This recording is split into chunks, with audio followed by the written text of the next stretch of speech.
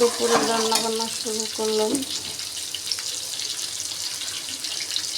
এটা রান্না করব রুই মাছ,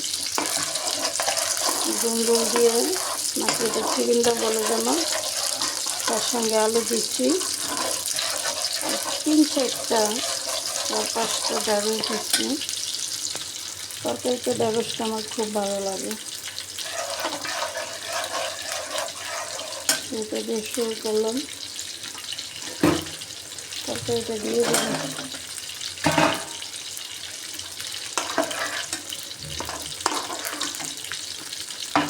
বিভিন্ন ধরনের সবজি দিয়ে বড় মাছ ঝোল করে রান্না করলে সেই তরকারিটা আমার কাছে মনে হয় যে অনেক বেশি ভালো লাগে। আর সবসময় বোনা ভাজা এগুলো কিন্তু ভালো লাগে না। হঠাৎ হঠাৎ এইটা একটু চেঞ্জ করলে তরকারিতে খুব ভালো লাগে। এটার মধ্যে টমেটো দিলে এটার ঝোলটা আরও বেশি স্বাদ হইতো।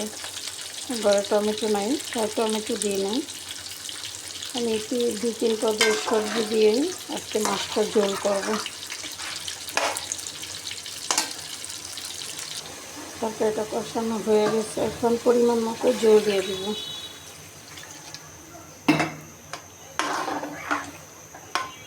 আমার ঘরে আবার ঝোল ঝোল তরকারি বেশি পছন্দ করে। আসলে ভাতের সাথে ঝোল না হলে ভালো লাগে না। আর একটু জল দিব।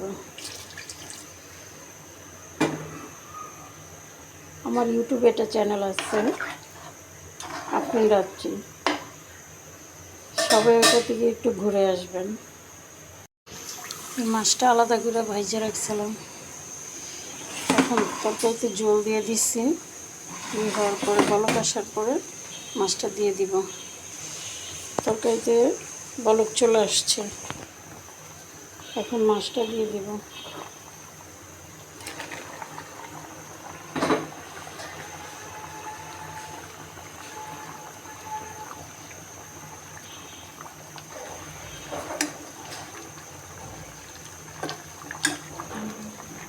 সব সবজি দিয়ে তরকারি রান্না করলে ঝোল ঝোল করে এটা কালারফুল হয়, দেখতেও সুন্দর, খেতেও অনেক অনেক বেশি মজা হয়।